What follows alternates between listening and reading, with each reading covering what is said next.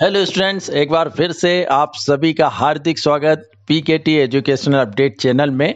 और आज मैं कॉलेज की पूरी इन्फॉर्मेशन देने जा रहा हूं कि 12th के बाद आप लोगों को किस तरह कॉलेज में एडमिशन लेना है, संकाय आप कैसे बदल सकते हैं, दूसरे राज्य से आए स्टूडेंट्स कैसे कॉलेज में प्रवेश ले सकते हैं, डॉक्यूमेंट वेरिफिकेशन कैसे होगा और कौन कौन से डॉक्यूमेंट लगेंगे। तो बहुत सारी इन्फॉर्मेशन कॉलेज से रिलेटेड जो एडमिशन आप लोग को लेना है, क्योंकि 12th आप लोगों का हो गया। करियर का टर्निंग पॉइंट आता है, मौज मस्ती पढ़ाई तो कॉलेज में चलती ही है, पर साथ में अब आप लोगों को करियर का टेंशन भी स्टार्ट हो जाता है। तो सही एजुकेशन लेना, सही ढंग से एडमिशन लेना और आगे क्या करना है वो अब बहुत मायने रखता है आप सभी के लिए। तो यहाँ पूरी इन्फॉर्मेशन स्टूडेंट्स में स्टार्टिंग से लेकर लास्ट तक दे रहा हूँ, तो पूरे वीडियो को अंत तक जरूर देखना, वो भी बिना स्किप किए। तो पहले तो सबसे बड़ी खबर स्टूडेंट्स इस साल के लिए, क्योंकि कोविड-19 के कारण इस साल कॉलेज में नहीं जाकर भी आप लोग एडमिशन ले पाएंगे, क्योंकि नए शिक्षा सत्र के लिए अब रजिस्ट्रेशन को लेकर नामांकन, पेपर वेरिफिकेशन जैसे सभी कार्य ऑनलाइन होंगे। तो कॉलेज में एडमिशन की सारी प्रक्रिया ऑनलाइन होना है। कोरोना संक्रमण के कारण उच्च शिक्षा विभाग ने कॉलेज में ऑनलाइन एडमिशन की व्यवस्था की है। 1 अगस्त से आरंभ नए शिक्षा सत्र के लिए अब रजिस्ट्रेशन को लेकर नामांकन और पेपर वेरिफिकेशन सभी कार्य ऑनलाइन होंगे। मतलब आपको कियोस्क सेंटर जाना पड़ेगा एमपी ऑनलाइन के द्वारा, और कंप्यूटर सेंटर पर जाकर आप पूरी इंफॉर्मेशन ऑनलाइन करेंगे। और आगे मैं स्टेप बाय स्टेप पूरी प्रोसेस बता रहा हूँ। दूसरी सबसे बड़ी खबर ये कि अब कॉलेज में एडमिशन के लिए, वो प्राइवेट कॉलेज हो या गवर्नमेंट कॉलेज हो, एडमिशन के लिए अब उम्र का कोई बंधन नहीं है। किसी भी एज के व्यक्ति जाकर कॉलेज में एडमिशन ले सकते हैं। किसी भी एज में अब आप कॉलेज में रेगुलर एडमिशन ले सकते हैं। ये भी एक बड़ी खबर है उच्च शिक्षा विभाग द्वारा। 1 अगस्त से कॉलेज में एडमिशन की प्रक्रिया शुरू हो जाएगी, जो सितंबर के पहले ही समाप्त करना है, क्योंकि 1 सितंबर से क्लासेस भी स्टार्ट होना है कॉलेज की रेगुलर, वो भी। लेकिन अभी एक थोड़ी सी प्रॉब्लम ये भी आ रही है कि जो हॉस्टल हैं वो अभी नहीं खुलेंगे। तो बहुत से स्टूडेंट जो मेट्रो सिटी में जाते हैं, भोपाल में, इंदौर में, ग्वालियर में, जहाँ भी वो पढ़ने के लिए, तो वहाँ पर हॉस्टल में रहते हैं, टिफ़िन पर डिपेंड रहते हैं, टिफ़िन सेंटर्स पर। तो अभी टिफ़िन सेंटर्स, हॉस्टल सबका काफ़ी नुकसान हो रहा है, क्योंकि गवर्नमेंट की तरफ से अभी हॉस्टल खुलने की परमिशन नहीं दी गई है। पर ये उम्मीद लगाई जा रही है कि सितंबर से जैसे ही कॉलेज खुलेंगे हॉस्टल की परमिशन भी मिल जाएगी। तो ये तो एक अपडेट था हॉस्टल से लेकर। आगे मैं बता रहा हूँ कि किस तरह आप लोगों को एडमिशन लेना है। तो 1 अगस्त से स्टूडेंट जैसे ही आप ऑनलाइन रजिस्ट्रेशन कराएंगे, तो पहला चरण में आपका फ्री होगा रजिस्ट्रेशन, दूसरे में आपको 250 रुपये लगेंगे, और तीसरे जो CLC राउंड होते हैं उसमें 500 रुपये लगेंगे। अभी तक जब पहली बार भी आप रजिस्ट्रेशन करवाते थे पिछले सालों में, तो 100 रुपये इसका शुल्क लगता था, और MP ऑनलाइन के माध्यम से पंजीयन कराने पर अब जो है वो आपका फ्री रहेगा पहला पंजीयन। और हाँ, आप कंप्यूटर सेंटर जाएंगे तो वहाँ जरूर पोर्टल वाला आपसे 50 रुपये चार्ज लेगा। पर आप यदि पहला पंजीयन चूक जाते हैं तो दूसरे चरण में आपको लेट फीस के साथ 250 रुपये देना होगा। और आखिरी में जब CLC काउंसलिंग होती है, जो कॉलेज लेवल की होती है, उसमें आपको 500 रुपये का शुल्क देना होगा। वहीं पोर्टल पर आपको 50 रुपये देना होगा, जो पोर्टल पर कंप्यूटर सेंटर पर जाकर आप MP ऑनलाइन के माध्यम से रजिस्ट्रेशन कराएंगे। तो इस बार प्रवेश शुल्क जमा करते ही विद्यार्थियों का ऑनलाइन नामांकन भी हो जाएगा। नामांकन के लिए, क्योंकि स्टूडेंट्स आप लोग MP बोर्ड के स्टूडेंट्स होते हो, जो आप 12th तक पढ़ते हो, इसके बाद आपको कॉलेज का नामांकन नंबर लेना होता है। जिस तरह आपको 10वीं 12वीं में नामांकन एक ही होता है स्कूल में, उसी तरह कॉलेज में भी एक बार आपको नामांकन कराना रहता है। जो जब तक आप कॉलेज की पढ़ाई करेंगे, PG और जो भी कोर्सेज करेंगे, तो वही नामांकन नंबर आपका रहेगा। तो पहले ये अलग से आपको यूनिवर्सिटी में कराना पड़ता था, पर इस बार कोविड-19 के कारण ऑनलाइन ही होगा। कोविड के चलते छात्र छात्राओं से किस्त में फीस जमा कराई जाएगी। प्रवेश के दौरान फीस के तौर पर पहली किस्त 1000 रुपये नामांकन शुल्क सहित जमा करनी होगी। इसके अलावा शेष फीस जो है वो 3 किस्तों में जमा करनी होगी। मतलब इस बार कोविड-19 के कारण आप लोगों को थोड़ा सा रिलैक्स दिया जा रहा है। कोरोना संक्रमण को देखते हुए प्रवेश शुल्क का भुगतान आप डिजिटल माध्यम से ही करना होगा। मतलब आप ऑनलाइन जो है वो पे कर सकते हैं जो भी फीस है। उसके बाद UG में जो 12th के स्टूडेंट्स हैं, जब वो फर्स्ट ईयर में एडमिशन लेंगे, तो 1 अगस्त से 12 अगस्त तक उनके ऑनलाइन पंजीयन स्टार्ट हो जाएंगे। और यदि कोई आपसे त्रुटि होती है तो बाद में त्रुटि सुधार का मौका भी दिया जाएगा। अब स्टूडेंट जैसे ही आप अपना ऑनलाइन रजिस्ट्रेशन कराएंगे, आपसे कॉलेजों की चॉइस फिलिंग भरवाई जाती है। पहले 9 चॉइस फिलिंग दी जाती थी, इस बार आपको 7 कॉलेजों की चॉइस फिलिंग दी जाएगी।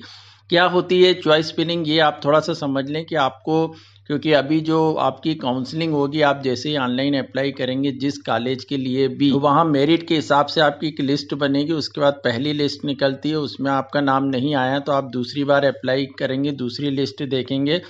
फिर नहीं आता है तो लास्ट में CLC राउंड भी है, तो आपका जो भी नाम है लिस्ट में वो मेरिट के अनुसार आएगा, आपके परसेंटेज के हिसाब से। तो आपको पहले ही 7 कॉलेजों की चॉइस फिलिंग भरना पड़ेगा। तो पहले नंबर पे आप उसी कॉलेज का नाम डालें जहां पर आपको एडमिशन लेना है। फिर उसके बाद आप दूसरे तीसरे पे उसी शहर के आसपास के जो दूसरे कॉलेज है वहाँ आप उनके नाम आप दे सकते हैं, और फिर नीचे आप जो नाम देना चाहें क्रम से दे सकते हैं। जहाँ तक कि आपके परसेंटेज अच्छे हैं या आप रिजर्वेशन में आते हैं तो आपको पहली जो चॉइस फिलिंग आपने की है वहीं पर आपका डायरेक्ट सिलेक्शन हो जाएगा। तो इस तरह 7 कॉलेजों के बारे में आप अभी से सोच के रखें कि कहाँ कहाँ आपको एडमिशन लेना है, किस कॉलेज में लेना है, उसका नाम क्रम से आप डालें। जैसे स्टूडेंट्स आप लोग ऑनलाइन रजिस्ट्रेशन कराएंगे, आपकी मेरिट लिस्ट आएगी, परंतु यदि आप 12वीं के बाद अपना सब्जेक्ट चेंज करते हैं, यदि 12th में मैथ्स का स्टूडेंट्स है और वो कॉलेज में BA लेना चाहता है या BCom लेना चाहता है, या कोई कॉमर्स का स्टूडेंट्स BA लेना चाहता है, तो यदि आप संकाय बदलते हैं तो आपको उनकी मेरिट लिस्ट में 5 नंबर की कटौती करने के बाद ही जोड़ा जाएगा। मतलब आपके 5 नंबर कम किए जाएंगे, उसके बाद आर्ट्स की या कॉमर्स की मेरिट लिस्ट में आपको स्थान मिलेगा यदि आप संकाय बदलते हैं तो। और यदि आप एडमिशन लेने के बाद भी 1 महीने बाद यदि आपको लगता है कि मुझे फिर संकाय बदलना है, तो उसके बाद भी आपको फिर 5 नंबर की कटौती के साथ ही एडमिशन मिलेगा। इसके बाद UG में आप जब एडमिशन ले रहे हैं तो उसका 1 अगस्त से 12 अगस्त तक पंजीयन होगा। इसके बाद आपके जो डॉक्यूमेंट है उनका सत्यापन भी ऑनलाइन होना है, वो 2 से 14 अगस्त तक होगा। और इसके बाद आपको अलॉटमेंट जो लिस्ट है वो 20 अगस्त तक घोषित की जाएगी। फिर आप 25 अगस्त तक कॉलेज में जो है वो प्रवेश ले सकते हैं या निरस्त करा सकते हैं यदि आपको नहीं लेना है तो। और दूसरे चरण की काउंसलिंग फिर 27 अगस्त से 14 सितंबर तक चलेगी। और CLC की जो काउंसलिंग है जो कॉलेज लेवल की होती है वो 16 से 30 सितंबर तक चलेगी। तो इस तरह ये पूरा प्रोग्राम है आपके एडमिशन को लेकर जो सितंबर तक चलेगा, और यहीं सितंबर से फिर आपके जो है वो कॉलेज भी स्टार्ट हो जाएंगे। अब ऑनलाइन रजिस्ट्रेशन के बाद आपको डॉक्यूमेंट वेरिफिकेशन भी ऑनलाइन ही कराना है। तो क्या क्या डॉक्यूमेंट्स लगेंगे 12th के स्टूडेंट्स को जब वो कॉलेज में एडमिशन लेगा? तो सिंपल ये स्टूडेंट्स, आपकी 10वीं की मार्कशीट, 12वीं की मार्कशीट, स्थानांतरण प्रमाण पत्र जो TC होता है वो, चरित्र प्रमाण पत्र। इसमें केवल स्थानांतरण प्रमाण पत्र जो TC है उसी की ओरिजिनल कॉपी लगेगी, बाकी सभी आपको फोटोकॉपी देना है। 12th की मार्कशीट आने में टाइम लगेगा तो नेट की मार्कशीट ही आप दे पाएंगे। इसके बाद जो रिजर्वेशन कैटेगरी में आते हैं स्टूडेंट्स उनको जाति प्रमाण पत्र, आय प्रमाण पत्र, bank account number, bank account दूसरे सारे स्टूडेंट्स को भी देना है, आधार कार्ड भी सभी को देना है, समग्र ID जो SSM ID नंबर होता है, मध्य प्रदेश के मूल निवासी प्रमाण पत्र भी आप लोगों को बनवाना है। परंतु अभी एक न्यूज के हवाले खबर आई है कि इस बार MP गवर्नमेंट जो है वो मध्य प्रदेश के मूल निवासी में थोड़ा सा रिलैक्स दे रही है। यदि आप मध्य प्रदेश से आपने 10वीं और 12वीं की परीक्षा की है तो मूल निवासी प्रमाण पत्र लगाना अनिवार्य नहीं है। यदि आप दूसरे स्टेट से हैं तो आपको मूल निवासी लगवाना पड़ेगा, मूल निवासी आपको बनवा कर देना होगा। बट मेरा फिर भी सबसे कहना है कि आप लोग मूल निवासी बना लें, क्योंकि कई बार कुछ कॉलेज इसमें नाटक भी कर सकते हैं।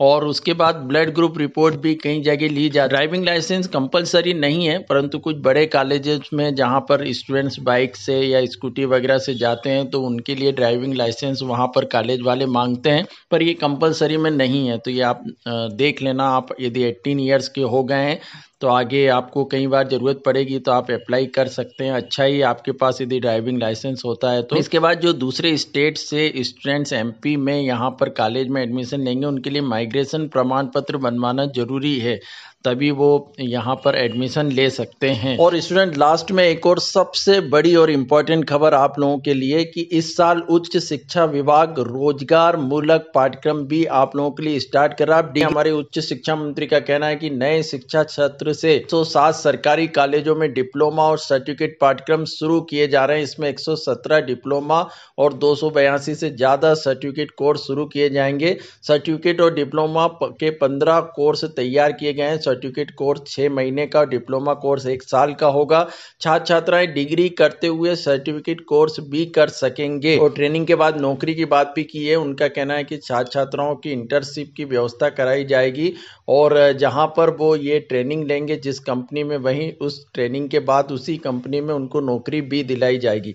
तो ये एमपी के लिए बहुत बड़ी खबर है मध्य प्रदेश में कि महाविद्यालयों में 117 डिप्लोमा और 282 सर्टिफिकेट कोर्स शुरू होने जा रहे हैं। तो स्टूडेंट, ये थी पूरी अपडेट कॉलेज में एडमिशन के लिए। 12th के स्टूडेंट्स के लिए जो अभी यूजी में एडमिशन लेंगे तो क्या क्या उनको करना है, ये मैंने पूरा इस वीडियो में बताया है। हो सकता है अभी कुछ एडमिशन के समय चेंजेस आए तो फिर मैं वीडियो लेकर आऊंगा, पर अभी तक की अपडेट यही है पूरी।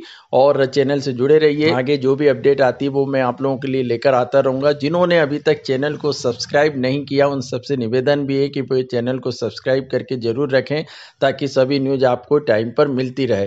Thank you so much.